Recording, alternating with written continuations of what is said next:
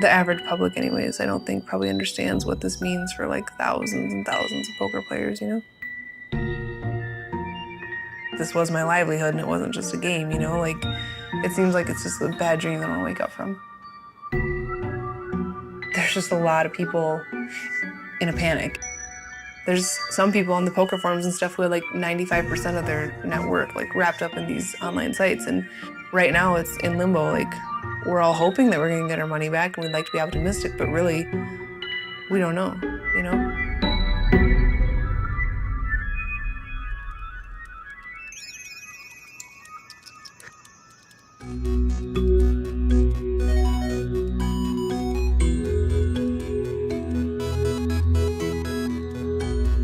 When I found out sitting around on a computer playing cards for a living was something you could actually do, I was like, that's it. That's what I'm gonna do with my life. It's a very interesting game when you think about it. Like, what would you do to prevent me from winning all your money?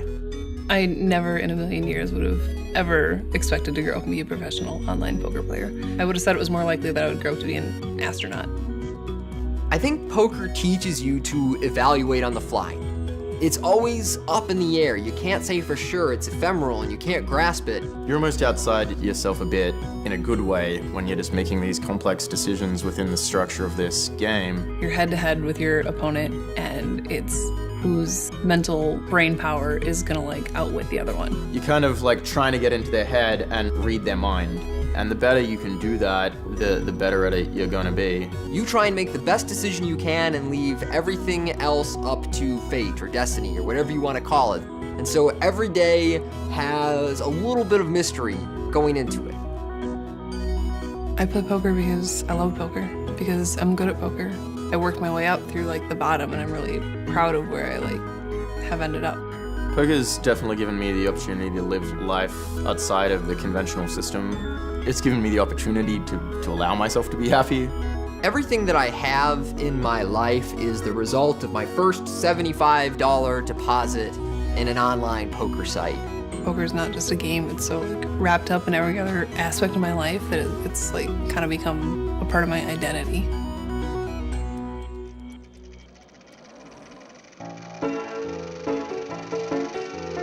Poker is one of the three really quintessentially American games.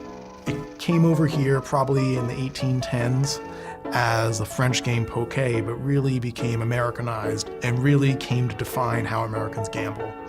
Poker is a game that really embodies what this culture is all about. Everyone starts with the background that they've had, the experiences they've had, the knowledge they've had, the skills they have, and they sit down and play a game. America is all about the independent spirit. Just listen to any politician. All they want to talk about is freedom, and individual liberty and choices. Well, that's what poker gives you. There is some luck, but by and large, those who have the most skill, the most knowledge, the most experience in some cases are the ones who are going to go the furthest and win the most. That's the way it is in poker, and that's the way it is in life.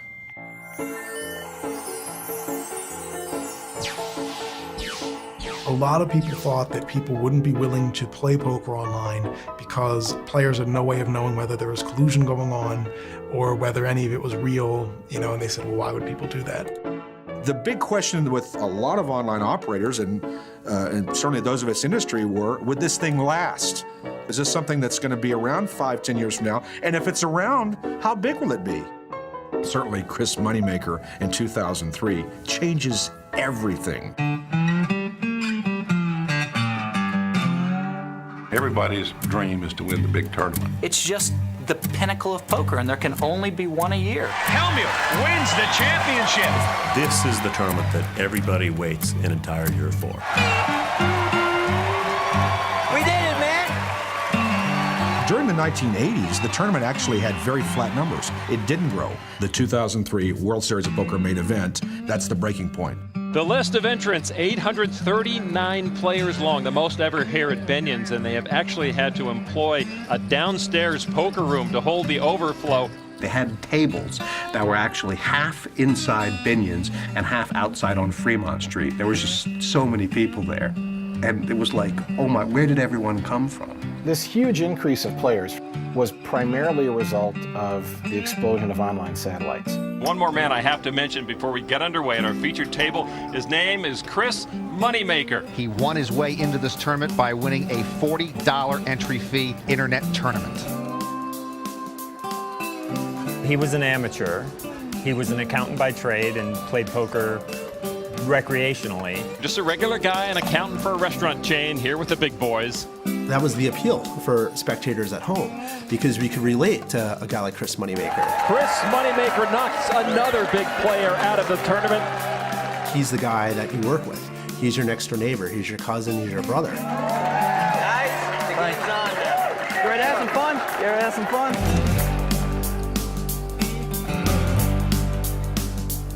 The Chris Moneymaker-Sam Farha matchup is your classic David versus Goliath. You have your underdog, Chris Moneymaker, taking on the proverbial Las Vegas shark.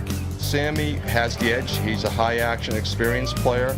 And let's face it, this kid is playing for a big prize for the first time in his life. It's a lot of money, a lot of pressure. That's why you hear in sports, when you go to the championship game, the first time you get there, you usually don't win.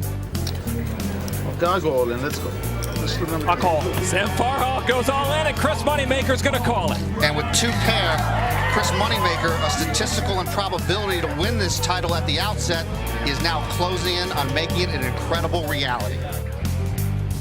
With a full house, Chris Moneymaker eliminates Sam Farha, and the 27-year-old has stepped out of the virtual poker room and in a very swift and unlikely manner is atop the poker world.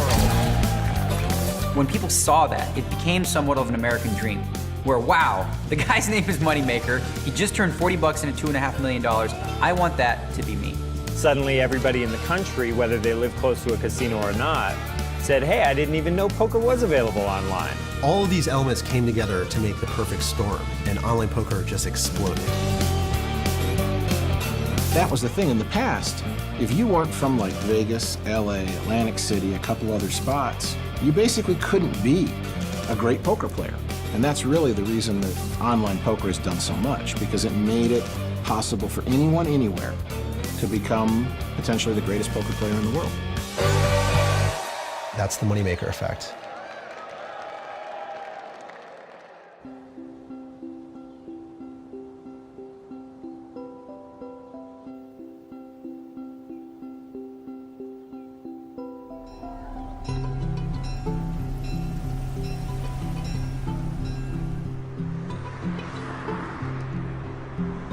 New Ulm's a town of about 13,000 people in southern Minnesota.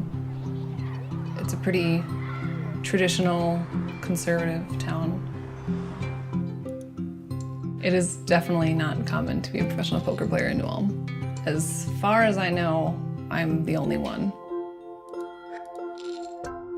I discovered poker through my husband, Corey.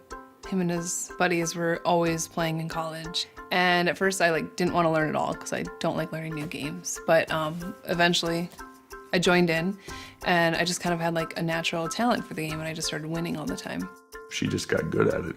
It was pretty quick that she was certainly elevated to the top of our friendly little game that wasn't very competitive. But I thought it was just one of these fad things, kids go through. But at that time, that she was still in college. And then all of a sudden, I find after the fact that, well, she took a few semesters off to gamble. I specifically remember Corey and I having a conversation and we were really excited because we were thinking that it was maybe a possibility that I could make $100 extra a month. And we were just talking about what an impact that would have on our life. I was really surprised when she got her laptop out here one day and she was playing and she had 4 different games going at the same time. And then I think I realized that, wow, she's got something going on here. I never in a million years imagined that it would continue to go and progress to where it has now.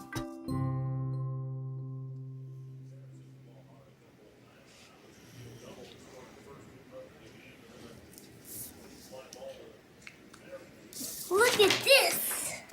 It's a bowl of fruit. It's a bowl of fruit. Oh, it is. Okay, so are those grapes? Yeah. And that's a blueberry. Oh, and this must be a banana?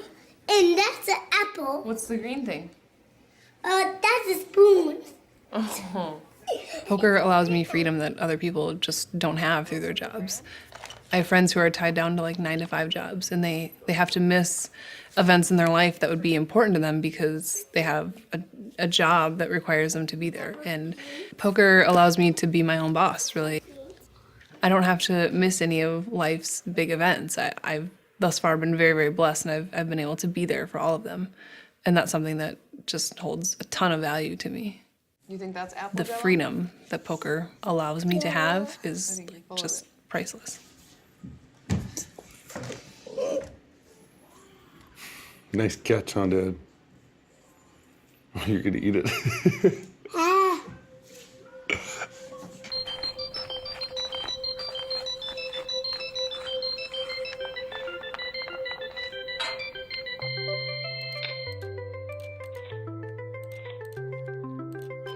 I've always pretty much had some game that I'm playing.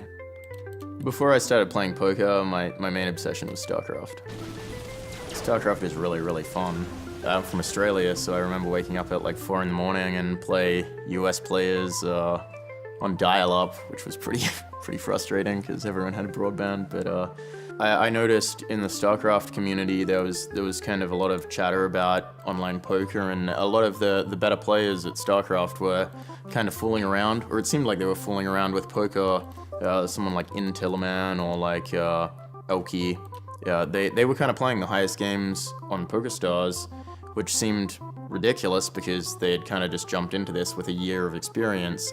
So that kind of led me to initially playing poker. At first, it felt kind of boring and slow. You know, you get dealt hands. It's not like a real-time strategy game where you're like, nah. But once those kind of aesthetics fade away and you start dealing with the human element, then the kind of richness of the game becomes apparent. It's a kind of tricky process learning something that you really have no idea about with no kind of support group helping you learn. You're just kind of like swimming into the tide, hoping that you'll get to some island eventually and just kind of having the faith that you will. So in my second year of university, poker started to take over, and at some point something had to give. One day I guess I just woke up and it was the university.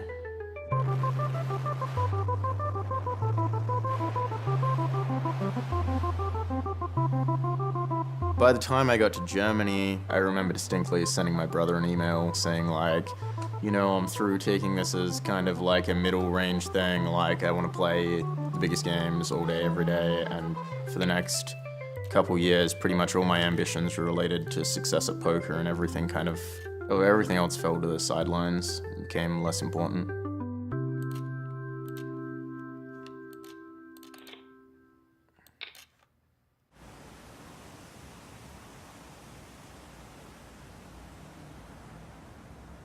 I never mind bringing the jacket in just a dash in the back to give it sort of more of that V shape. We definitely have to clean up the back a little. We're gonna raise collar here, and we're gonna take it in just a tad, just to give you more of a silhouette. Are you taking in the back? Sure. Okay. Throughout high school, I was definitely attracted to the Bond or GQ lifestyle that I had seen in so many magazines and movies, and I wanted to grow up and live that lifestyle, to be able to travel the world, you know, be dressed to the nines at all time, be able to pick up girls with ease, have a bunch of really cool friends who would connect me to stuff going on, you know, in whatever city I was visiting. So that was always that was the dream for me. Instead of owning a bunch of things, it was having a bunch of experiences. This is amazing, man. With the brown shoes, I love it. Can you go ahead and mark them, Alex? When I was 19, I won a package on Party Poker while playing in my dorm that gave me an entry and trip and hotel to a tournament down in Australia. Oh, there we go. So I went down there for 10 days, made some money in the tournaments, fell in love with the place, decided I would go back for study abroad, so 6 months later I moved back there. I would say it was probably the happiest period of my life. It was just, you know, online poker every day, hanging out with friends every evening, taking days off to go golfing or play tennis or go drinking with my friends. So I just kind of had like a very happy, balanced life where I was able to do a little of everything that I wanted. All right, that's suit number 1. Let's go for suit number 2. And it was my intention to stay down there, but unfortunately I was not able to acquire permanent residency. So I needed a new place to live in the US on very short notice, which is why I now live in a pool house in my friend's backyard. Hey guys, what's up? How you doing? Come on in, come on in. I'm living here in Las Vegas in the home of my friend Andrew Lucky Chewy Lichtenberger. He bought this house after he had a really good 2009 World Series of Poker, and I moved into the pool house in spring 2010. This is Dan Smith, aka What up? What's happening? And Mike Mad Dog Watson. Give him a bark. I'm kind of living in a sort of frat house scenario of poker players. There's not really any rules to the house. It's just a bunch of young dudes living together, but you know, this time they actually have some money. I love living here. If I had to leave Melbourne for somewhere, I'm glad it was a nice house in Las Vegas with all my buddies who are better at poker than I am. What are we at? You're up 100. I'm up. Because I won the first game, and then you won 2 in a row. Yes. So then what am I up? I've been betting $100, so you were up 100 on me. I'm up 100, okay. I'm willing it with all my mind. Okay, Yoda. The biggest difference that the money online poker provided me in life was a real direction for what I wanted to do in my life. I was a theater major in college, and I didn't really care about it, and I didn't want to do it, and I knew that I wanted something that allowed me a large degree of autonomy, but would hopefully make me a fairly wealthy guy, and that was exactly online poker. Plus, it allowed me the freedom to be whatever kind of person I wanted to be and hang out with whoever I wanted, so long as you could go home, log on, and play well enough to win. Everything else you did was to your discretion. No. Wow! Yeah! Sorry. Yeah! You know, Zellerman's not it out. It was nice. If there are 2 storms of the modern era in poker, they are as follows. Chris Moneymaker in 2003, winning the World Series of Poker. And the other storm, Mike Sexton, Party Poker, the World Poker Tour. Hi everyone, welcome to the World Poker Tour. We are coming to you aboard Holland America's MS Rhine Dam, home of the largest floating poker game in history. I'm Mike Sexton. And I'm Vince Van Patten, and this is the Party Poker Million. The WPT was the first, really, to try to sell poker as like a tour and a sport. The river is a Not 7. gonna do it. Gus Hansen has won this tournament. I don't think it's hyperbole to say it was a phenomenon. People who would have never thought to watch poker on TV or really even played it that much were just kind of captivated by it. It didn't take long to realize something had happened here, something great. It was hitting the viewing public in a way that it really just absolutely resonated.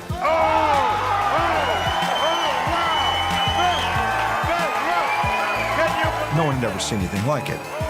You go turn on every single week on Wednesday nights, watch this tournament, watching all these exciting people, and all of a sudden, there's a commercial break.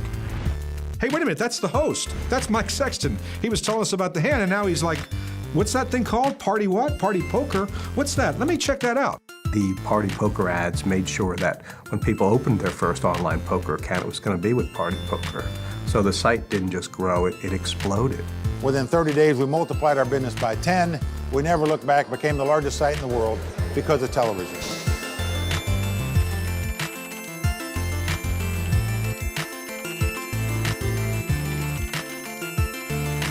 '03 to '06 was like the party poker era and the birth of modern online poker, and the money was just easy.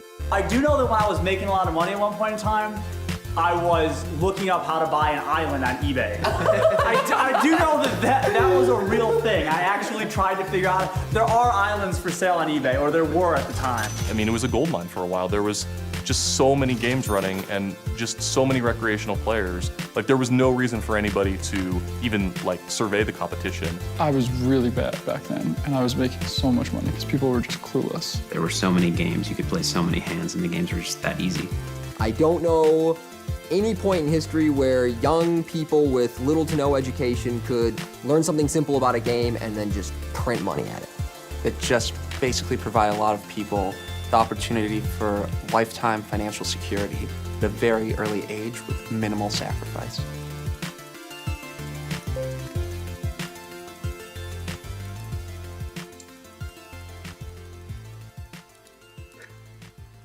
It was such a relief when I started making good money in poker.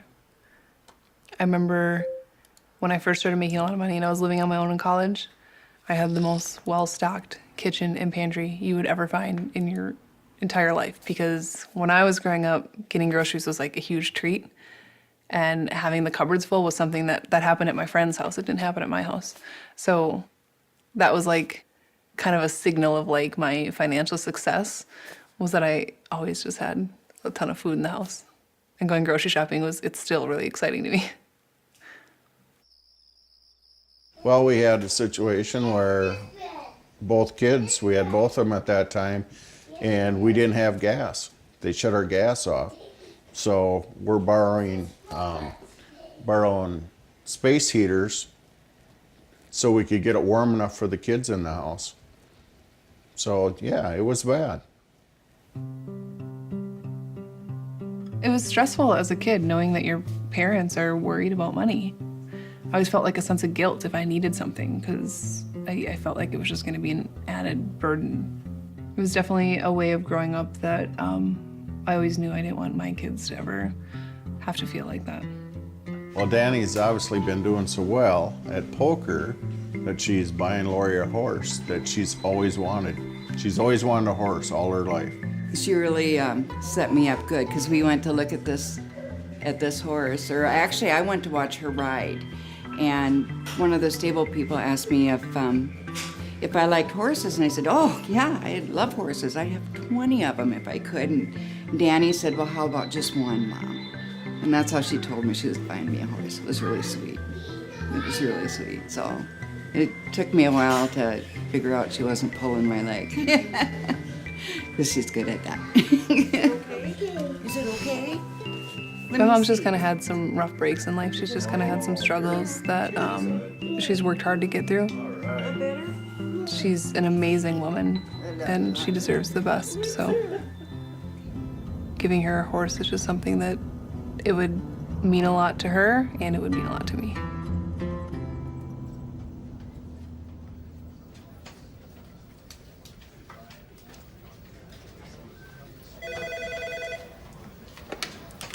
Thank you for calling Poker Royalty. This is Brittany. How may I direct your call?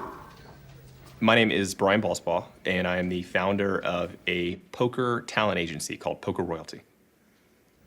Poker Royalty is an agency that specializes in the poker industry. So we represent the best poker players in the world for sponsorships and licensing and endorsement deals and personal appearances and things like that. Basically, any way they can make money as celebrities away from the poker table. No one knew anything really about poker players prior to 2003. And now all of a sudden, you're seeing these guys who travel around the world. They live this kind of maverick independent lifestyle. They're playing pots for hundreds of thousands of dollars. They're winning $1 million. And the backstories were so interesting and fantastic that they were almost made up characters, you know, playing out in real life. The idea of Poker Royalty came to me one day while I was watching poker on television. I was watching ESPN and I saw 6 guys around a poker table, and the camera couldn't go anywhere but their hats, their shirts. None of them had logos on, and I knew that, you know, time on ESPN was valuable. I didn't know who would sponsor them or what the logos could or should be, but I knew that there was valuable inventory there that was not being utilized. And this is where I got lucky, and all poker players got lucky, because the online poker sites filled the void. They became the primary sponsors, the big sponsors, the companies that were funding poker and funding it at an unbelievable rate. My baseline was kind of the PGA Tour. If a guy goes through PGA Tour qualifying school, gets his card, he should expect somewhere between $150,000 and $200,000 a year, you know, to wear a logo. So originally I started asking for that amount of money, and we started getting it right away. So I started asking for a little bit more money, a little bit more money, and a little bit more money. And before you knew it, we're doing 7-figure sponsorship deals. which blow away the numbers that I was doing in the PGA Tour. And as the boom hit, so did my business. Welcome back to the World Poker Tour. And don't change that dial, folks. We are... The WPT came on when I was a senior in high school, and the moment I found it, that's what I did with my Wednesday nights. It was on for 2 hours from like 8 to 10, I think, and that's where I was every Wednesday from 8 to 10. It was just a great introduction to poker. They explained how the game was played, they tried to set up the personalities of the game, and I looked up to all these guys I saw on television and thought they just had the most glamorous, interesting lifestyle, and that if you met them, they would be the most fascinating, charming, hilarious guy possible, and that was what I aspired to and looked up to. I was such a blatant fanboy during that era that I was looking for any way to get involved, just anything to get in contact with poker and be part of that world. Sean Gibson, Poker News Daily, here with two of the stalwarts of the poker industry, Mike Sexton, Vince Van Patten. You guys are here. This is like I'm on American Idol. I mean, we're here for the raw deal. We got people just off the street, people flying from all over trying out for this new segment. This is a huge opportunity for just about anyone who loves poker. Well, it really is, and we're seeing all kinds of people try out for this role, honestly. Welcome back to the World Poker Tour. This is a brand new segment we like to call the Raw Deal. Ship it, Phil. Jam them. These chips should have left skid marks there. Andy, you play like a donkey, hee-haw, and you get the prize. We engaged in extensive search. We had open auditions. We had auditions online. We're looking for a character that's going to be opposite of us, who's not afraid to scream out there, "What a moron, what an idiot. How could this guy ever make it to the final table?" This was a very risky decision. This could have been, quite frankly, a disaster. Tell us your name and where you're from. My name is Tony Dunst. I currently reside in Las Vegas, and I play poker for a living. When I saw the audition form for what they were looking for, I jumped at the idea because I was like, that's me. They want a guy to act as I naturally act. If I see another professional poker player acting like they're too cool for school, I have no qualms about calling them out. What they did for the first audition was show you a clip where at a final table at the Bay 101, Andy Seth and Phil Hellmuth get it in blind versus blind with Andy Seth's ace-jack versus Phil Hellmuth's pocket queens. Andy hits an ace on the river. Phil like walks off the table and then he like crumples over into the fetal position and is just like having a Phil moment, whatever the hell that is. So when they did that audition, the line I came up with was, I like to think of Phil Hellmuth as a clown in the literal sense, and that he is a man who will behave without dignity for a set fee, which I suppose you could also call a and seeing as that Phil was on his knees at the time, I'll allow you to make up your own mind. And you know, I felt like that was probably the line that stuck out a little bit, that I was going to take some gambles in the interview process and say some, what I felt like was the kind of outlandish things they were looking for. So the next day they called me while I was in the airport and said, we would like to offer you a job. So here we are.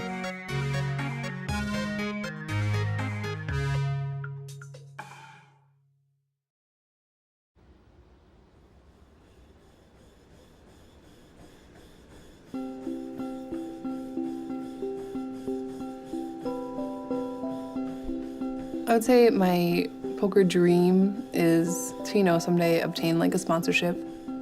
It would be nice to have a means to make some income without physically sitting at the table and playing poker.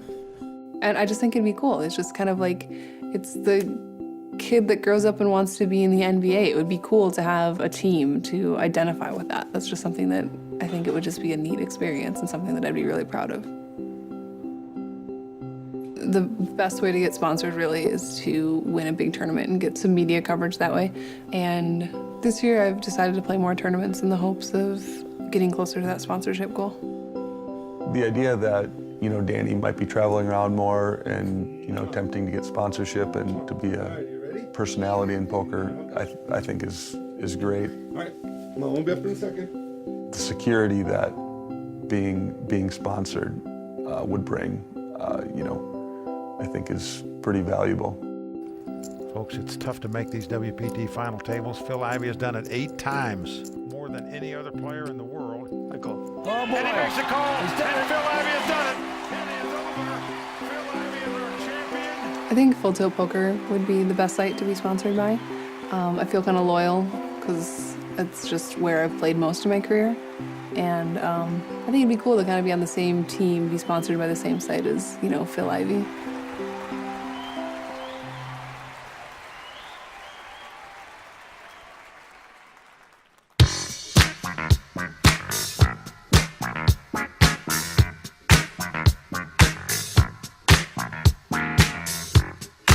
The thing they did hands down better than anybody else at the beginning was marketing.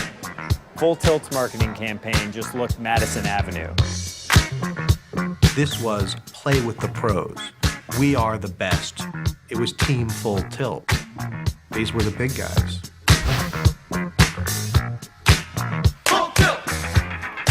Full Tilt Poker was essentially founded by Howard Lederer and Chris Jesus Ferguson. Jesus was the world champion and won the World Series of main event. Howard Lederer was a bracelet winner. You know, these aren't easy to win. You know, they were players. Like, everyone knew who they were. They were definitely the cool kids in school. I mean, they built a team of players that everyone wanted to know about and play against and be like. What, you think because you dress like me, you could play like me? When Full Tilt started, they definitely recognized that Ivey was a real star. Ladies and gentlemen, Phil Ivey. He might not have been #1, but he quickly became the #1 player in the world. I'm joined by a man who only needs one name, Ivey. The bigger Phil Ivey got, the bigger Full Tilt Poker got. I feel very flattered when people say that I'm the best player. These celebrities weren't just endorsing Full Tilt, you know, they were part owners. So if you wanted to play on a site, you felt it was safe because this is where the pros are playing. To learn, chat, and play with the pros, go where they live. FullTiltPoker.com. They were massively successful, and I know that they believed in their business model. Ray Vitar, the CEO of FullTiltPoker.net. On behalf of FullTiltPoker.net, I'd like to present this first place check. Oh no one knew who Ray was before he got into poker. He was just a day trader living in LA, and he just happened to be sharing the same space as Chris Ferguson. Full Tilt Poker was owned and operated by professional poker players who didn't necessarily have business experience. From 10 feet away, I can throw a playing card through a carrot. But, once again, they were making money.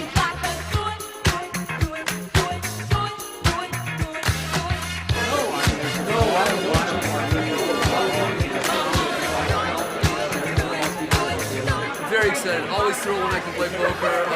Not only that, playing poker for a charity, for a good cause is fantastic. How have you felt so far about your new role on the World Poker Tour?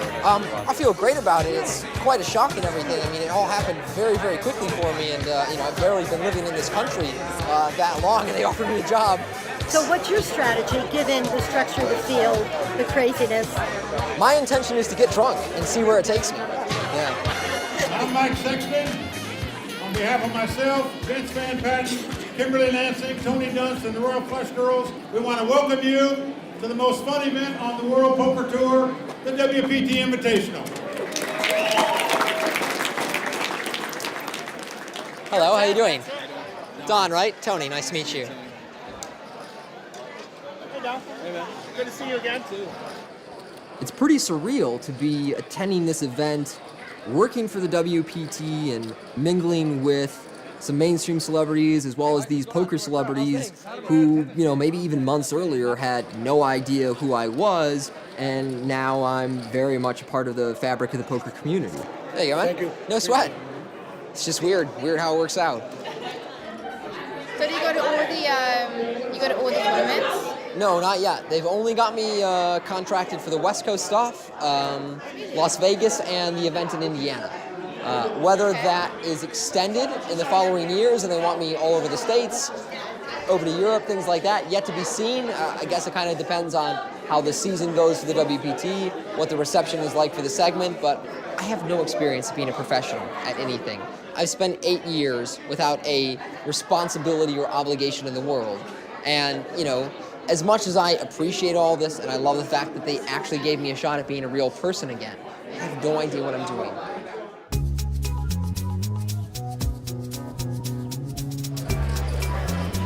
The tournament starts in 10 minutes. Players starts in 10 minutes. Dealers, make sure you have seats 5 and 9 as well. When the players start showing up for 9 seats, we're going to put those chips out. I'm at Commerce Casino. I'm going to play the LAPC and the 10K main event. I'm late right now. I'm like 20 minutes late, but that's all right. I like showing up late anyways, because I don't like being sitting at the table while everybody walks up. It just makes me nervous. But starts in seat number 1. The blinds are 1,500. Please shuffle up and deal. Hi. Is that your number, the one you called me with? Yeah, Just to have on my phone. What was your name, Noel? Noel. Nice to meet you. I'm Danielle. Thanks. You got full tilt, poker, it's just kind of giving me a rake back deal, so I just get some extra rake back, so it's not a sponsorship, but it's just more so something that I think it's at least developing a relationship with them, and hopefully it can lead to something more in the future that would be pretty sweet, so.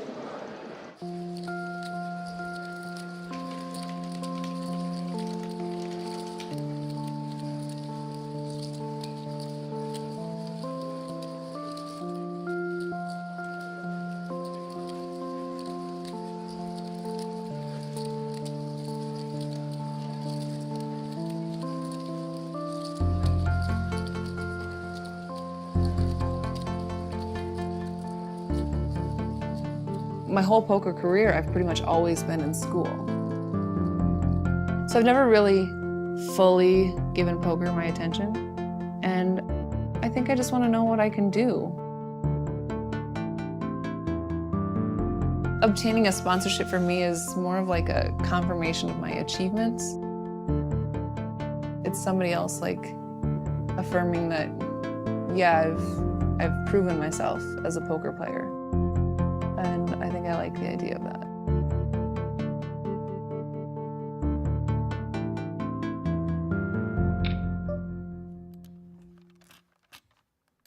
I've never really been interested in the sponsorship of poker or the celebrity of poker. I mean, for me, it's all about the game.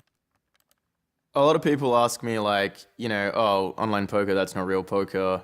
Like, how can you, like, understand what someone's doing if you can't see them? And the example I always give is that, like, if the 6 best poker players were playing live poker with each other, I mean, these guys don't have poker face. They've all got a really good poker face. They're not giving away tells physically, or not many.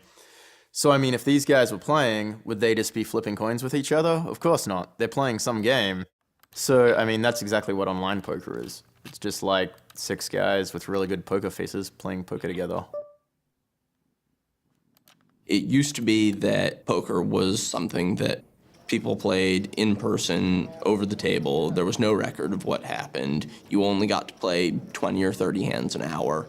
It was a very slow-moving game. It was very hard to get an idea of who was winning and who was losing and what was working and what wasn't. Before online poker, everyone was terrible at the game. It's such a complex game, and you know, they were playing tic-tac-toe when they were trying to play chess. Nowadays, with online poker, people have so many software programs. You can calculate the odds of any situation you want. You can draw complex trees saying, you know, if this guy does this on the flop and this guy does this on certain turn cards, what's the equity when this river card comes? Because people were able to play so many hands of online poker in a short period of time, all of a sudden people were able to access pieces of statistical information that they never had seen before. You know, people were able to say, like, you know, how did I fare with pocket aces over the last 20,000 hands? Like, 20,000 hands is probably more hands than most live poker players have played in their lifetime. And that's a bit of an exaggeration, but you know, 20,000 hands is a lot of hands. And so now all of a sudden it was like, we can prove things statistically that anybody that understands basic math can understand. The internet really created an exponential increase in skill. Not only were you able to get so many hands faster, you know, you don't need a dealer, you can play 10 tables at a time, so maybe you're getting 20 times as many hands. But also it created a web, a sharing network, where people were just able to feed ideas off of each other and learn so quickly. I think what people haven't realized yet, though, is poker's still in its infancy, and I really believe over the next 10 years, we'll feel the same way about ourselves as we do about the live players 10 years ago. The players 10 years from now are just going to be so much better than us. In any given hand of poker, there's just a huge amount of different things that flutter through your mind. It's a game that not only has this kind of technique element, like, you know, the math and the strategy of the game, like any game, like chess or something, there's also like a massive human element, which is equally complex. At the end of the day, like, every player plays differently, and you really have to understand what someone else is thinking about. It's really like a mind-reading trick. And the cards are kind of like clues as to what the person is thinking about during a hand. And the better you can kind of read the cards, the more you can pull off the like gypsy mind reading trick. I mean, that's what it really comes down to.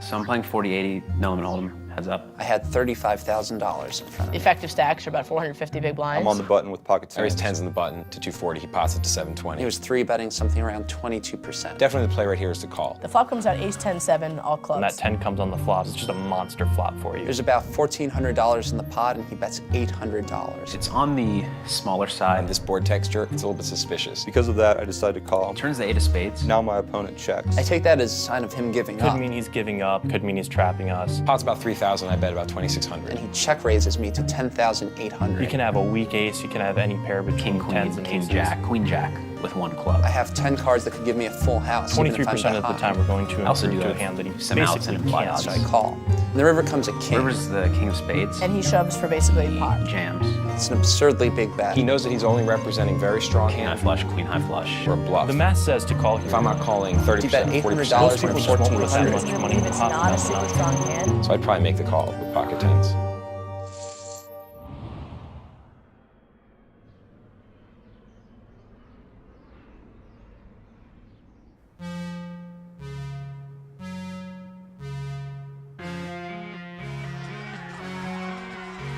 Today we're at the Commerce working on raw deal segments. Usually my producers just email me some files, take a look at those, and then write my own segments. Hey everyone, I'm here with Tony Dunst, the new host of The Raw Deal. Please tell us what that entails. Well, Julio, what's going to happen is I'm going to pop up once or twice an episode and really just get a moment to speak on whatever I'd like to about, probably about the strategy of a hand that we just witnessed, or perhaps something that's going on in the episode as far as players' conduct, behavior, and what's going on in poker in general. Now you have a blog on Card Player. You're known for telling it like it is. Are you going to do the same on the show? I certainly hope so, and I've been encouraged to do precisely that. This segment will be one of the first times in televised poker that the public gets to see the perspective of the young online generation. I feel a little pressure because I want my generation of players to respect what I put out there, and I want to make us look good, make us look like we're the ones that really know what's going on with poker. So I want to be an appropriate ambassador. I want to make, my friends and the guys who grew up teaching me poker look smart.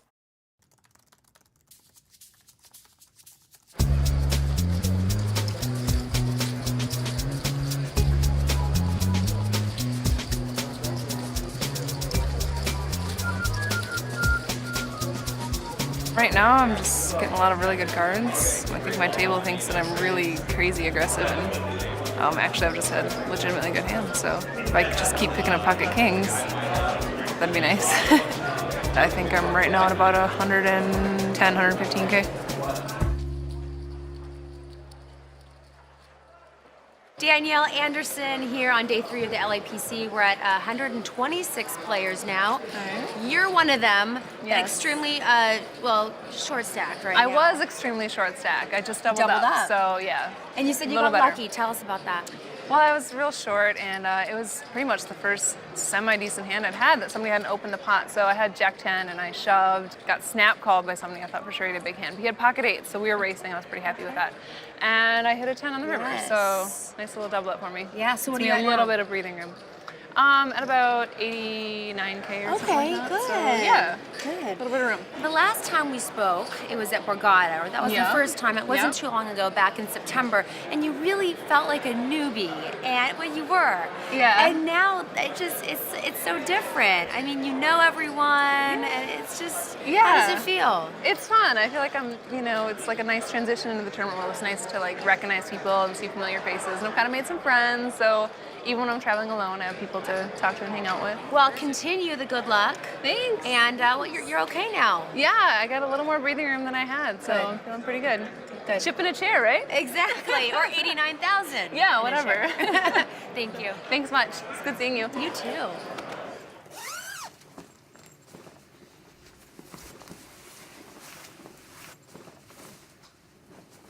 Coming back from this world where you have no responsibilities, no obligations, no timetables or deadlines or anything like that, and then trying to plug you back in where you've got all these people relying on you being prompt and punctual, the difficult part has been the responsibility.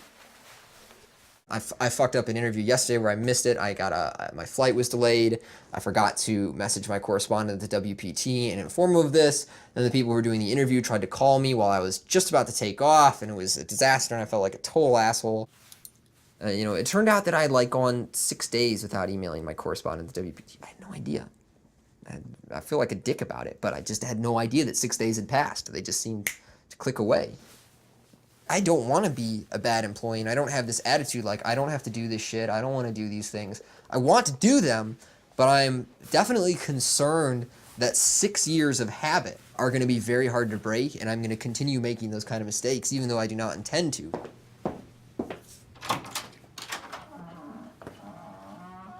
I am not sure to what degree of trouble I am in currently.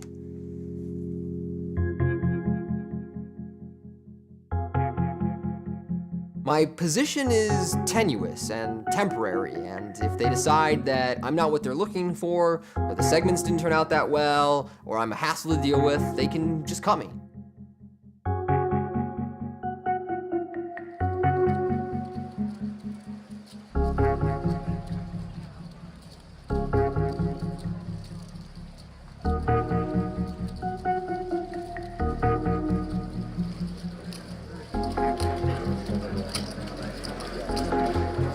Registration is now open for the high roll.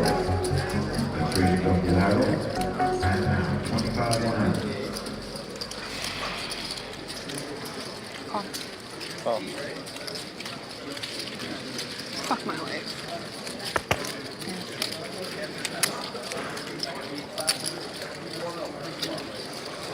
I'm so pissed right now. I knew that guy was bluffing, and I was letting him bluff. I had pocket jacks on the ace sideboard. I knew he was. I was just gonna let him keep bluffing at me because I knew he was just gonna keep firing at me. Fuck my life. Players, in 2 minutes, we are changing off the $100 chips. $100 chips coming off in 2 minutes. If one player can ride to all those chips, we'll do a longer break. We're gonna have a break in 2 minutes, and we're changing out all the $100 chips. Give me 1,000.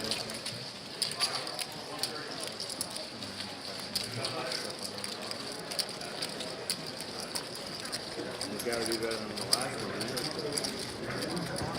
What up? Oh.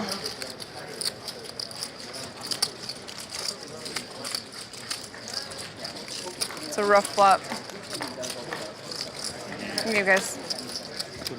Thank you. Nice playing with you guys. Jay? No, it's all good. What can you do? I think I should have called. What's that? Keep it if you need it. I'll be all right. I got stuff in my hotel room, yeah. Oh, if I'd known that, I would have called the last hand. Talk to you later. Yep. See you later, boss. I'm out. Bought in for 10,000, played for 3 days, and I go home empty-handed, so. It's dejecting, it's not fun, of course you want to make it, but, you know, I kind of know some of the WPT staff, and I've gotten to know some of the regular players, and so yeah, I think every tournament that I'm at helps me get me closer to that, you know, goal of the sponsorship.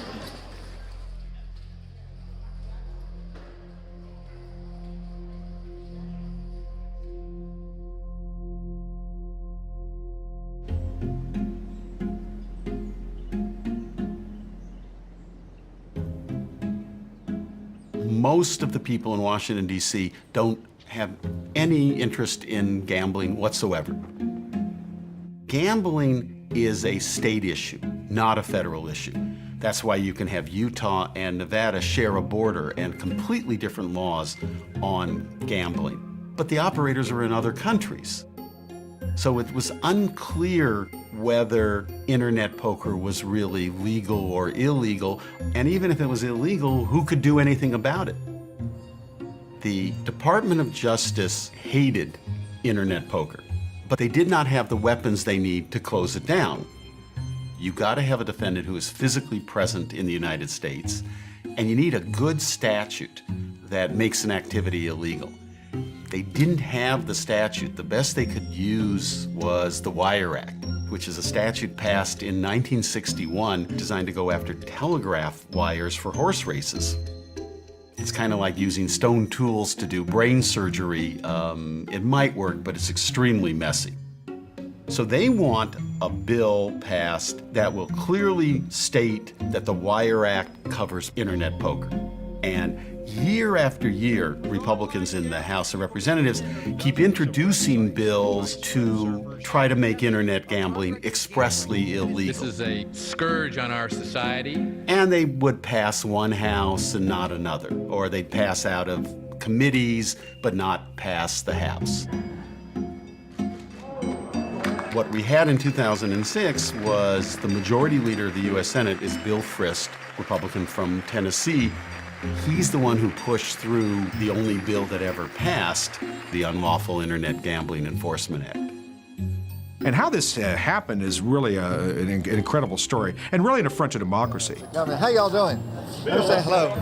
Good to see you. Yes, indeed. The speculation is that Bill Frist wanted to try to make a presidential run, and that this was a way of trying to shore up his evangelical base. Are we going to lead or are we going to follow? And the Republicans, as we all know, have a clear-cut vision of where we're going to take this country. And he didn't care about internet gambling either. But Jim Leach, who's a very powerful Republican from Iowa, does care. He wants to outlaw internet gambling. Internet gambling is crack cocaine for gamblers. You just click the mouse and lose your house. Iowa, of course, is the state with the first presidential primaries.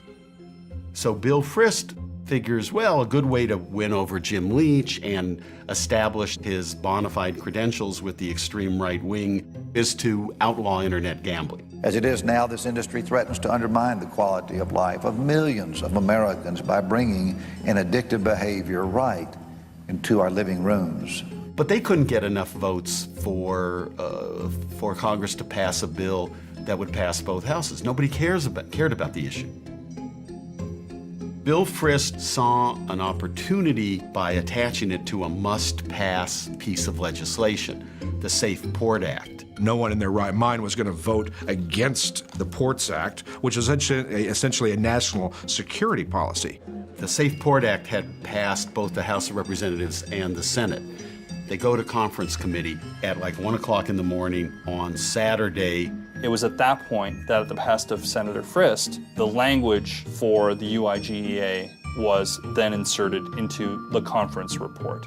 No hearings, no discussion, no chance to even read the bill. It was essentially thrust down and, to a certain extent, hidden by those who passed the law. The Safe Port Act will make this nation more prepared, more prosperous, and more secure. There's comments from members of the Senate and House of Representatives say this is not the way laws are supposed to be made. What does banning internet gaming have to do with port security? What kind of social, cultural authoritarianism are we advocating here? This section was added to the bill in an attempt to fire up the far-right anti-gaming element in time for this year's election. The Republicans simply rammed it through, and they said, you don't like it, then vote against the Safe Port Act, and we will campaign against you that you're in favor of terrorism. It's that kind of process that was engaged in that really upset a lot of people. The Senate changes, the people who serve in this body change, but what doesn't change is that every one of us who serves believes deeply in the genius of the American democracy. Mr. President, I yield the floor.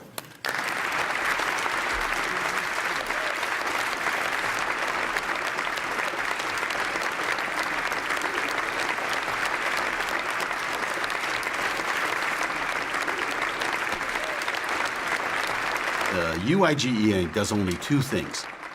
Made it a crime to accept money for illegal gambling, and then it was supposed to create regulations that would prevent payment processors, banks and others, from sending money from the U.S. to operators. The processing from players to operators and then operators back to players to pay their winnings is the lifeblood of the business. UIGEA was an attempt to sever that It became harder and harder for Americans to simply get their money to a site. So the payment processors, the middlemen, the e-wallets, filled that void. The financial industry in response to the UIGEA became much riskier and as a result much more expensive and much more creative in terms of how they would process transactions for the internet poker operators. When the UIGEA hit, every online poker site serving US customers had a big decision to make. Were they going to leave the market, or were they going to push their luck and stay in the market? Party Poker, who was the biggest site in the world at the time, chose to leave the market, while Pokerstars and Full Tilt chose to stay. Keep in mind, Party Poker was the industry leader.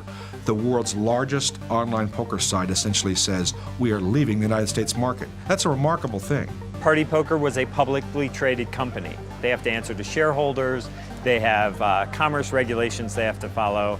Pokerstars and Full Tilt, private ownership. They just have to decide whether or not personally they want to take the risk. There was a risk, but there was also a huge reward.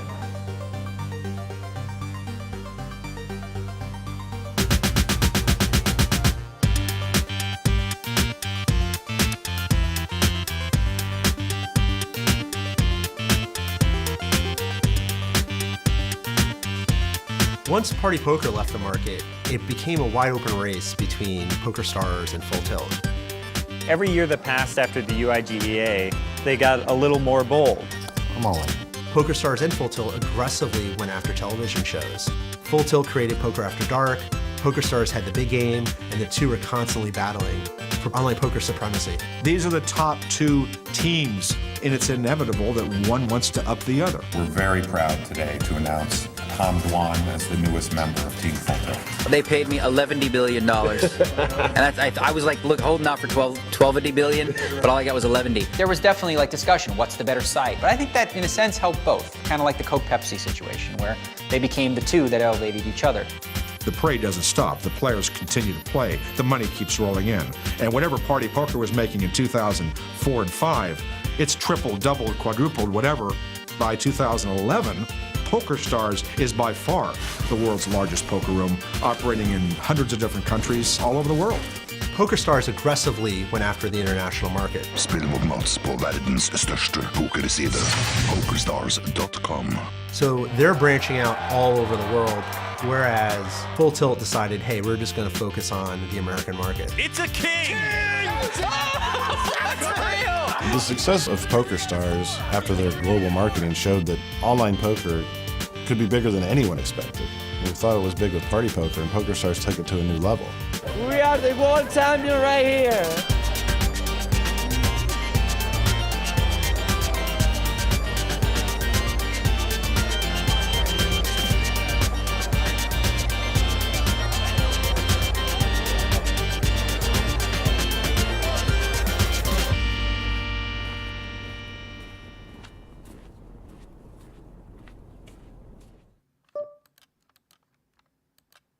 With the passing of the UIGA, there was a noticeable kind of shift in like what started popping up on your online tables. I mean, you started finding that rather than having like 3 out of 6 players be professional players, maybe 5 out of 6 were professionals, and the 6th guy was actually pretty good.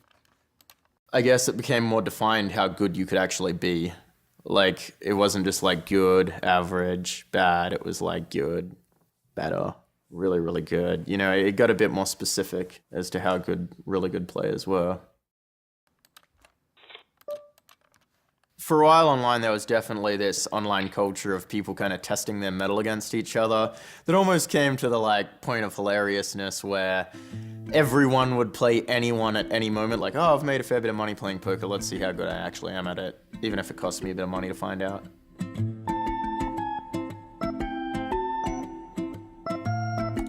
People just want to play the biggest stakes there is. They wake up in the morning and they're like, I want to play the biggest stakes poker there is. And some amount of those people want to play bigger stakes than there has been. It sort of happened overnight. At Full Tilt Poker became, the epicenter for the biggest cash games online. The nosebleed games, as they call them, were just amazing. You've never even imagined that games could be this big on the internet. For a while, there were a bunch of 500,000 no-limit hold'em ring games, and millions changed hands between the biggest winners and losers. Nobody could believe this was real money. These were bigger than most of the big live games. The most I've ever won in a session was 1.6 something million. It's tough to play nosebleeds exclusively for a living because the swings are just massive. When online poker started having games so high stakes that you could lose $500,000 in a single session, it was just a fan's wet dream. It sort of created the circus-like atmosphere where people wanted just to log on to Full Tilt just to watch. I think it makes sense. They have right at their computer the ability to watch, $200,000 pots that are real.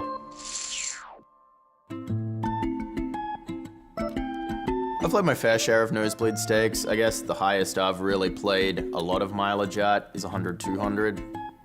Strangely enough, it didn't actually really feel that weird to start playing these stakes. I guess after playing for sort of 5 years at the time, your desensitivity to swings and money had, or at least mine, had become so kind of strong that once you started playing and winning and losing like $200,000 in a day, it just kind of felt like natural, which is why I guess as an observer, even one that plays poker, watching people play higher than that seems insane, like winning and losing $1 million, but I guess they just had that same feeling on a scale above me, for better or worse. As much as I love being a poker player, I think it's one of the most emotionally challenging professions I can think of. Obviously, everybody has stress at work, but a poker player can actually lose money at work and can lose money at work for months at a time, for a whole year. Well, the main psychological challenge the poker player is faced with is just that, a lot of the time you just lose a lot of money and you lose constantly. Like, there's no professional poker player who hasn't had at least one or maybe two just demoralizing, long losing stretches where the cards aren't running well for you, and then you lose your confidence, and then you have to figure out whether or not you're playing well. And the problem with poker is that a lot of times your results don't actually correlate with your skill over like a given month, let's say.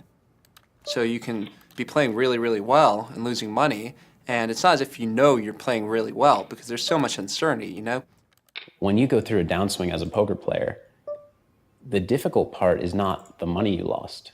The difficult part is that it makes you question your ability to make money in the future. So if I go on a $800,000 downswing, what's tough is not the $800,000 I lost. I mean, it's tough. What's tough is, what if I can't beat this game anymore? What if I can't beat it for as much as I could have? And now my, over the next 10 years, expectation of making $20 million or whatever it is, I lost that. Even when it's obvious, even when it should be obvious that you just got unlucky, it doesn't matter. Everyone will question themselves. They'll say, maybe I'm just not that good. Maybe the last 3 years have just been, a fluke. Maybe I should have been losing all this time and I just got lucky and now the reality is just setting in. And it can be very hard to, break away from that and remain objective. You're always being tested, always. For most people, online poker and poker in general tends to be better suited for part-time players, not professionals, because the added stress of having a family life or having children can often be the tipping point for people to really struggle mentally with some of the highs and lows of the game.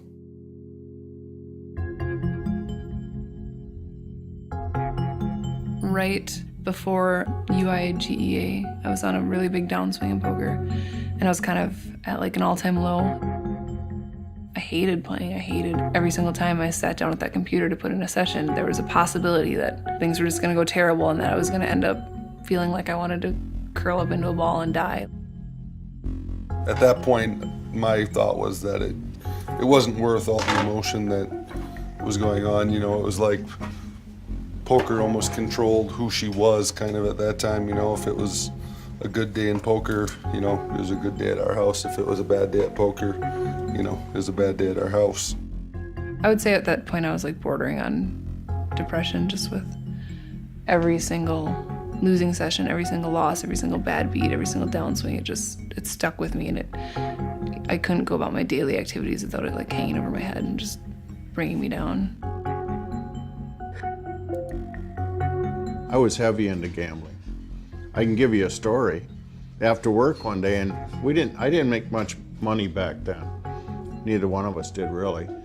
And I stopped at a bar with my sister, and I cashed my check.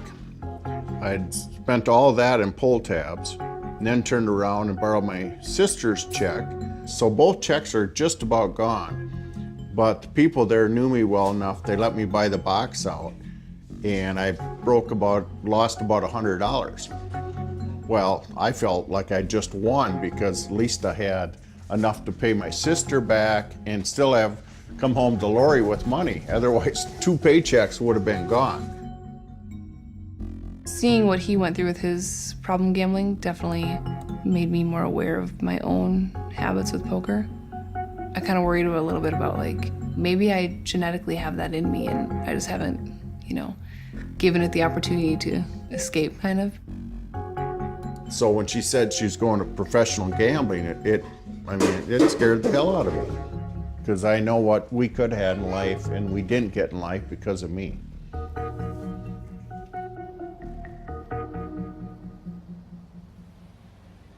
Probably one of the biggest things that changed was more when Danny got pregnant with Easton, is when she made a big commitment to, controlling her emotions. Hi. Hi. I missed you today. How are you? When I got pregnant with Easton, that was a huge turning point in my poker career. It just gave me just so much more drive and devotion to, to being responsible. It was different when she was pregnant because she didn't have that choice to be able to react emotionally, because she knew that it affected our family and that it would affect Easton. Now I can sit here and be doing something across the room and, I'll ask her how our session went and lost 5,000 or something like that, and I didn't notice. Everything was going great, but I kind of felt like I just wanted to make sure that I had a backup plan and that I had something to fall back on. So I decided to go back to school. Once she got the RN, then I relaxed, because it was like, all right, you're a professional poker player, but you also don't rely on it the rest of your life. You have something to fall back on. I think that's important. Now I just have all the confidence in the world of her.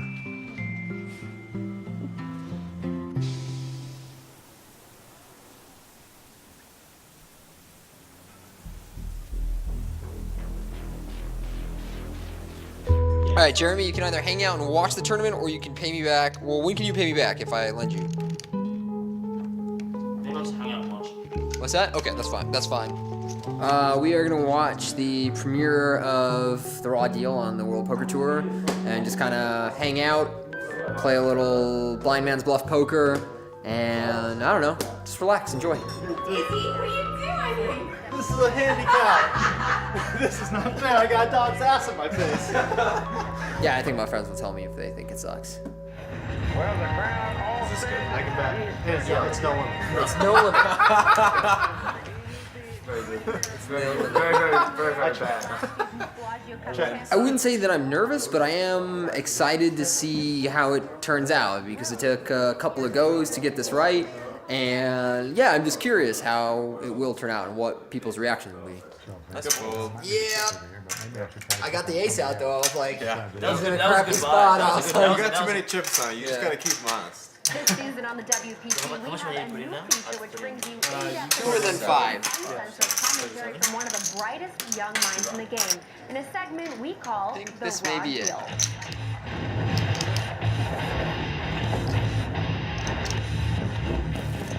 Hi, I'm Tony Dolan, known online as Bond 18.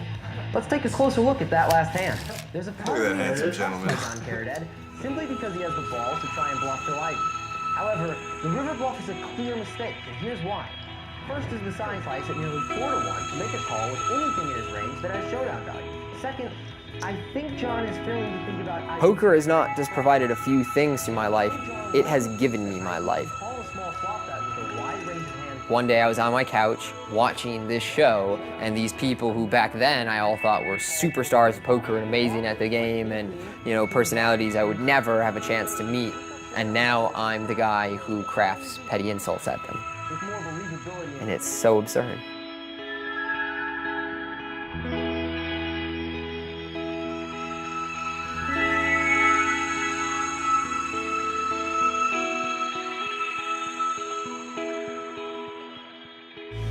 This is Dixie. Dixie. Hi, baby. Hi. Hello, sweetheart. How are you? Yeah? What do you think? It's just surreal to me that Danny is buying me this horse because it's something that I never thought would happen. I never thought I'd be able to have a horse again, and if it wasn't for Danny and for her poker plan, it never would have happened. What do you think? Huh? I think my mom already loves the horse. I'm guessing we're gonna leave having purchased a new horse. I'm pretty excited for her to have a horse to just, I don't know, make her happy.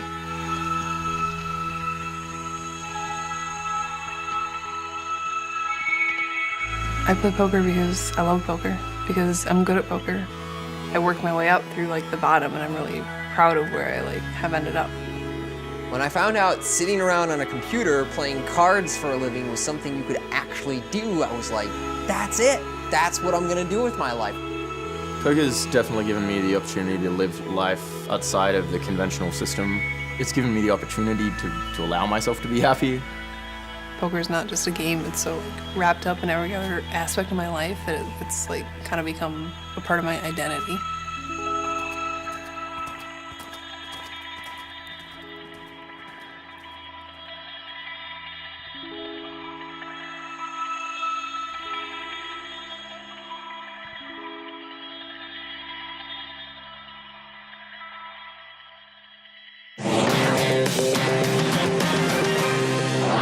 It's a multi-billion-dollar industry with millions of participants, and on Friday, it was shut down by federal agents.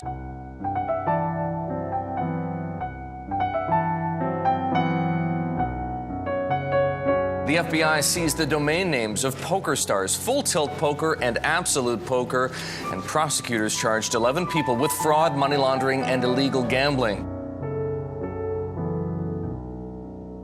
We'd heard rumors of the skies falling plenty of times, but this time it really felt like it was. Sites were shut down, people's funds were frozen. The DOJ and federal government issued statements saying, you know, basically it's over, guys. Now, with charges of bank fraud and money laundering, it's clear that the focus of the prosecutor's case is on payments. The federal government alleges that individuals lied to U.S. banks by setting up false businesses to act as conduits for internet gaming payments, being disguised as something else, miscoding transactions. The sites to get money from the players in the United States to them and vice versa had to be lying to the banks. There's no doubt that that was going on. The federal government seized money all over the world, and they froze the accounts of all the players. For players that relied on online poker as their main source of income, all of a sudden, you know, the tap is gone. There's essentially panic. It's like 1929 and we're on the bank. People are, get my money, I need to get my 500, I need to get my 5,000. I mean, there's really a run on the bank and a panic. And the entire poker world essentially blows up. This is a declaration of war by the United States against these companies. The sites were stamped with the official seals of the FBI and the Department of Justice. I mean, that's intimidating shit. You know, one day you're an online poker player and the next day you're an outlaw. People were wondering if they would ever get their money back, and nobody knew these answers. Their money was gone, their jobs were gone, everyone was lost. The entire poker world will remember April 15th, 2011. The United States of America was the biggest market. It was the most lucrative market, and it was the one that all of the sites wanted to target. It's gone now. It's completely gone. And all of the money that they were spending, you know, in my estimation, $300 to $400 million a year in order to get new American customers is gone. It was a huge blow to the online poker community when they realized, okay, this is legitimately the end of online poker as we know it, because there were no sites ready to step in. There was no next step. I would advise everyone not to wait it out in any way. I think online poker is gone from America probably forever.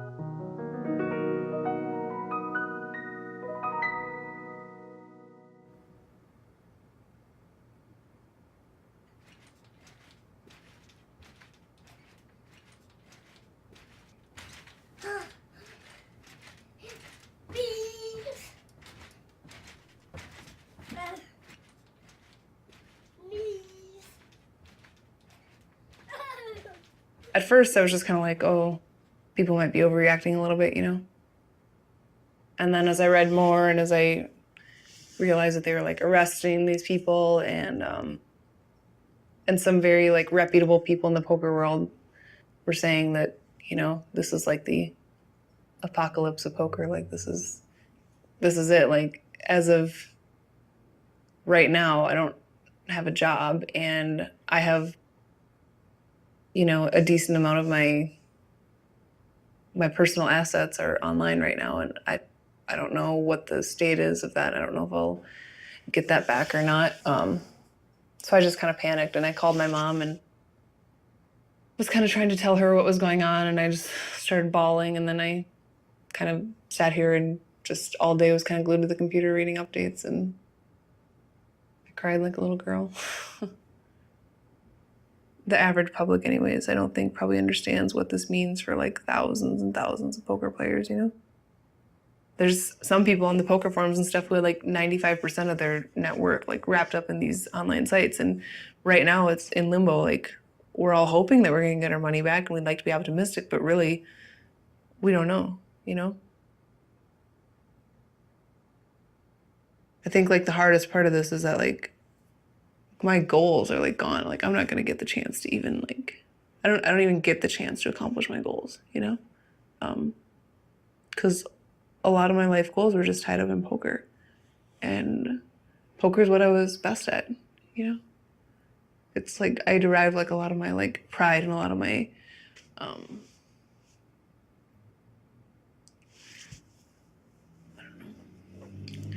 I guess some like confidence just from poker because I was good at something. And so it's just really hard to think that like, I'm not even gonna get the chance, you know?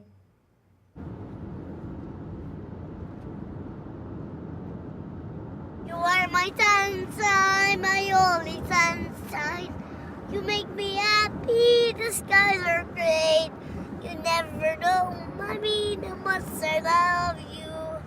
Please don't take my sunshine away.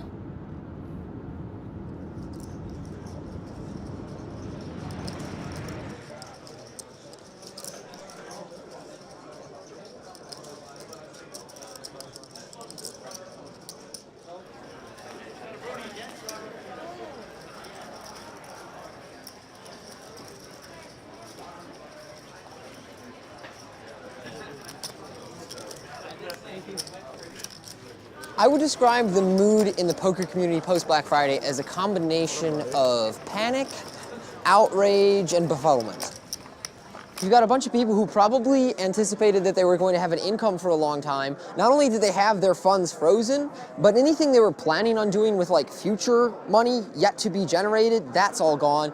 Then you've got the people who had jobs within the industry that were principally funded by the sites. They're fucked.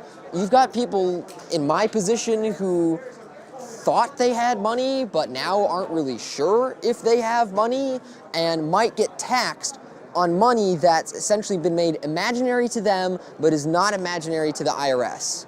And that's really fucked up, to think that your government's gonna both take away your source of income, but then tax you on the income that you sort of kind of made by means they essentially deemed illegal. It's like, I mean, what do you say to that? If going back to Australia was truly a viable possibility for me, then of course I would consider it. But right now I've got a very good thing going on with the World Poker Tour. I love my job. But if that didn't exist, I probably would be looking for some way out of this country. Be it Europe, Australia, New Zealand, something to get out from under this bullshit.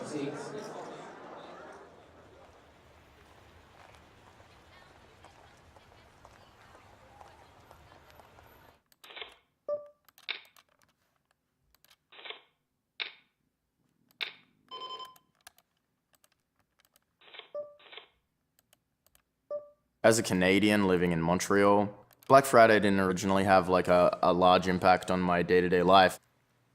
You know, I woke up in the morning and played the same games I was always playing. It was kind of funny not to see some of the faces I'd always seen, but, you know, the games were actually, I found them a lot more fun at first because they were all European players I was playing with, and there tends to be a kind of subtle difference in how people play the game across the Atlantic.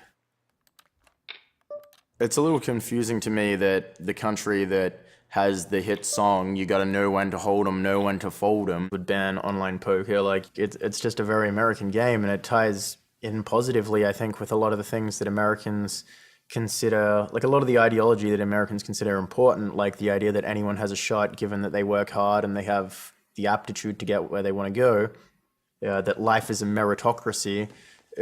Poker is kind of like a great form where those kind of ideologies are expressed.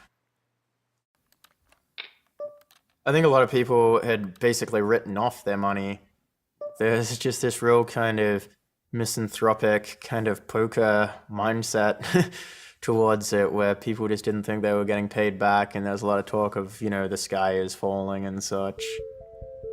The big news of the week, we got to get to right away. Pokerstars and Full Tilt Poker both signed deals, Adam, with the DOJ for the sole purpose of allowing U.S. players to cash out their balances. I'm happy to announce that Pokerstars will be processing cash outs very, very soon. The best case scenario is Tuesday. A couple weeks after Black Friday, Pokerstars actually paid back all the players. So I think people were pretty happy about that, even if there was some anxiety about, you know, the economy as a whole.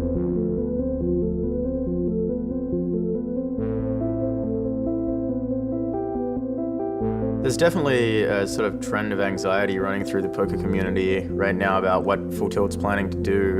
I mean, they haven't released any statements, they haven't released any player funds. Where is the money, Full Tilt? Where is it? I fully expected Full Tilt to have paid out by now. As much as it's shocking at this point that they haven't paid out, can you imagine a scenario where they don't? At this point, I'd say the chances of getting paid back seem pretty high, just because, you know, Full Tilt's revenues are kind of not hidden. I have a fair amount of money on there that I'd kind of like to get back.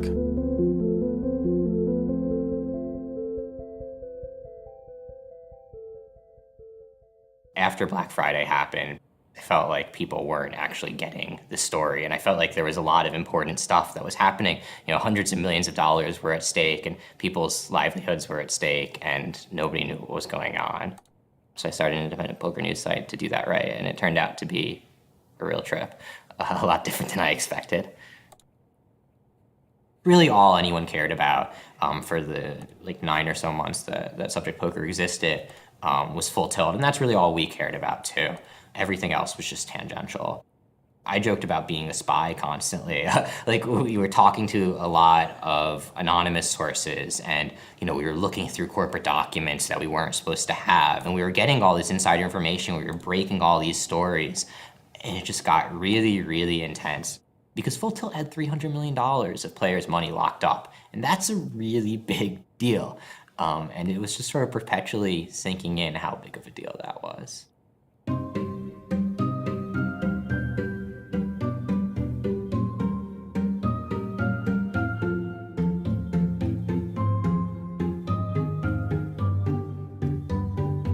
Full Tilt lost money in a lot of dumb ways.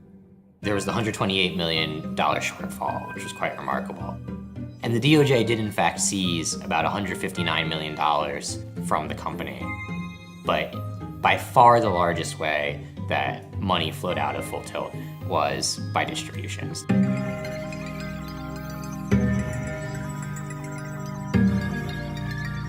They gave themselves massive distributions. They paid themselves $10 million a month.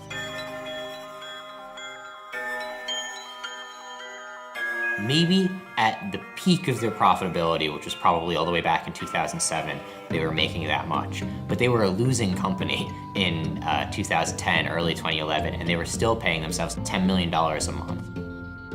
In addition to that, they also hired a huge stable of sponsored players. A lot of them were paid $100,000 a year, and some of them were paid, $500,000, $1 million a year, just to wear this little piece of felt. They paid their gambling partners and their friends enormous amounts of money. And when players are sending emails into support and saying, hey, how do you keep player funds? They always got the same answer. Player funds are safe and secure, we keep them segregated. And that was just a blatant lie. At some point, they stopped splitting up player funds from their operational expenses. They started to simply spend money, have their marketing budget, pay their own salaries, pay their own dividends from players' funds. Howard Lederer, Ray Bitar, those guys said specifically, tell players that funds are segregated. But funds were not. The pool that they were meant to be holding for players, that they said they were holding for players, that money's gone. As an owner of Full Tilt Poker, I took and I take full responsibility for what happened. And what happened wasn't right, and it caused a lot of pain, a lot of suffering, and in some cases just inconvenience for 3 million customers. And that wasn't right. For that, I'm truly sorry. A big part of what made poker really appealing back in 2003 when this big boom started were these celebrities. These celebrities had this awesome appeal of being sort of old school gamblers and sort of having all the color and sort of almost cowboyishness that goes with that. Also, the appeal of being sort of remarkably honorable, the sort of honorable gambler.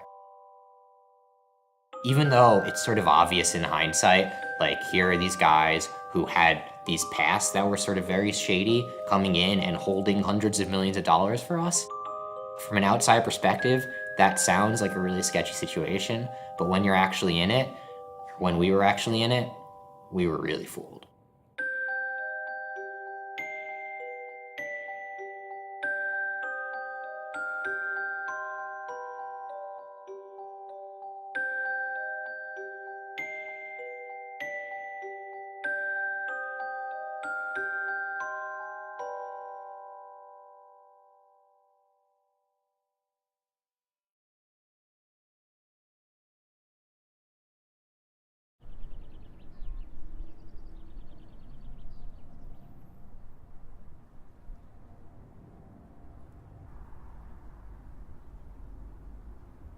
As a result of Black Friday, all the boys that were living here realized that without online poker available to them, there wasn't much point in being here in the United States. So they all moved abroad, mostly to Canada. That's where Chewy, Aaron, and Dan ended up, all in Toronto. And as a result, the house has been empty since. It's odd because it is so large, and I don't actually live in the physical house itself. I live out the back, so every day I walk into this just empty, silent house that's not even quite mine. My money on Full Tilt is essentially in a state of limbo. I try and stay well-read on the issue to see what's going to happen, but there's so much hearsay. It still now is just so hard to believe that something that had been around for almost a decade and it had, to our knowledge, no financial trouble suddenly imploded overnight. I've heard more stories than I can count about people who have what would essentially be life-changing money locked up in their Full Tilt account. A lot of people just kept most of what they had on whatever site they played the most at. So there are people with 5 or 6 figures that would, completely make or break their life. And then there are some guys who were high-stakes cash players or who had a huge tournament score, who had 7 figures locked up on there. So it's been really bad for some people. So during the period in which the house has been empty, mostly been occupying myself reading. Do that in here. For a long time, I had two piles, the must-read pile and the have-read pile. Usually I just like grab something off the must-read pile, post up on my couch, and with the highlighter, sit there for hours on end. After Black Friday, I realized I was gonna have to stay in the United States because of my job with the WPT. So I started working on my first original book. I wouldn't necessarily call this book a memoir, but it is a pretty clear look of what it's like to play online poker or poker for a living as a young adult. And a lot of the things I was able to do over the course of my life and then write upon in this book are a result of the freedom and resources that playing poker for a living allowed me. It's been a great ride. What can you say? Like it was an awful lot of fun, and I still think there is some money to be made in poker, but the poker of my memories and young adulthood, best I can tell, is over.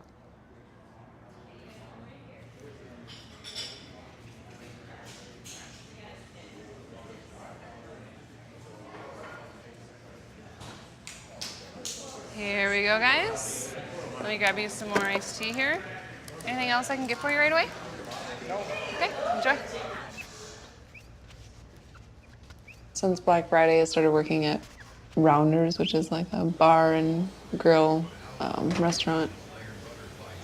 Been working there for a couple months now. Can I get you something to drink? I will have water.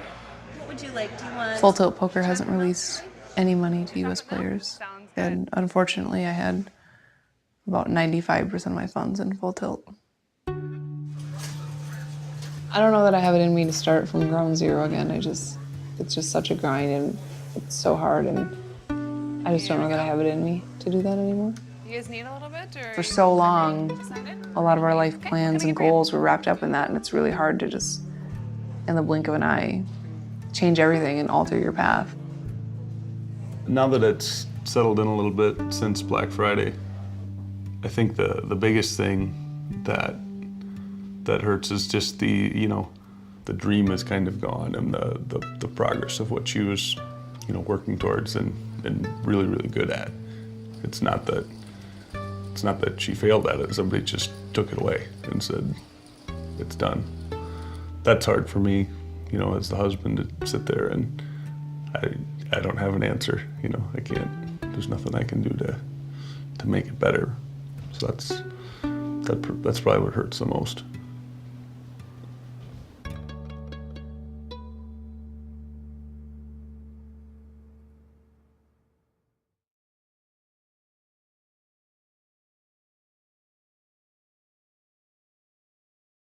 All right, 3, 2, 1. Welcome to the 2+2 PokerCast for the week of July 31st, 2012. Mike Johnson here, along with Adam Schwartz. It is a great day for online poker players. It is, Mike. Who says there's no fairy tale endings in real life? Yeah, dust off the champagne bottles. Here's the story. A $700 million deal has been struck with the DOJ that will settle all civil charges between online poker giants, Pokerstars, and Full Tilt Poker. And are you ready for this? The twist in this, Pokerstars will acquire the assets of their former rival, Full Tilt Poker, from the DOJ, with the plan to relaunch the disgraced Full Tilt Poker Room later this year. This is massive. It really is. The best news of all is that the players who have had money stuck online, stuck at Full Tilt Poker since April of 2011, they're going to get that back. $300 million. Over $300 million.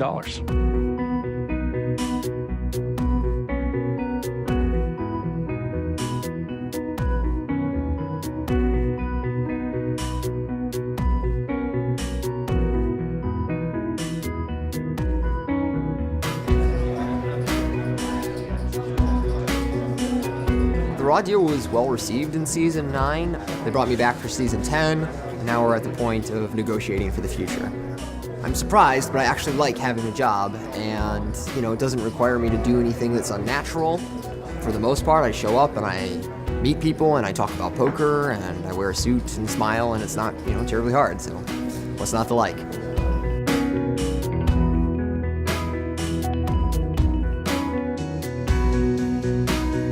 At the moment, I'm playing in a band called Alexei Martov. It's kind of like a blues, psychedelic rock three-piece that I sing, play guitar, play piano in. In the future with poker, I definitely plan to keep playing. I love the game. The It's really given me the opportunity to kind of like sit down, decide what I want, and then formulate a plan to achieve that. It's just at this point, I think that music is going to be the major priority that I work on.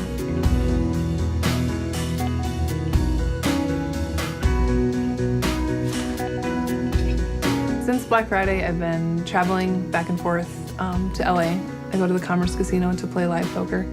Usually I'm home for like 6 weeks, and then I go out there for about 7 to 10 days, and then I come home and do the same thing, so.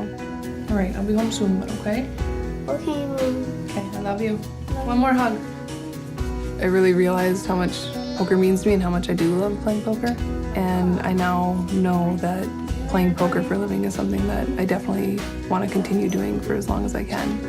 And I guess if that means I have to continue flying across the country to play live poker, that's what I'll do.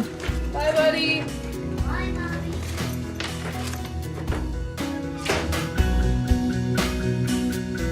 I think online poker is in a short-term dark period here in America, but at the end of the day, the economics are just too obvious. Nobody's going to sit back and let these sites in Europe or in other parts of the world make billions of dollars a year when they know that it would be equally as popular here in America.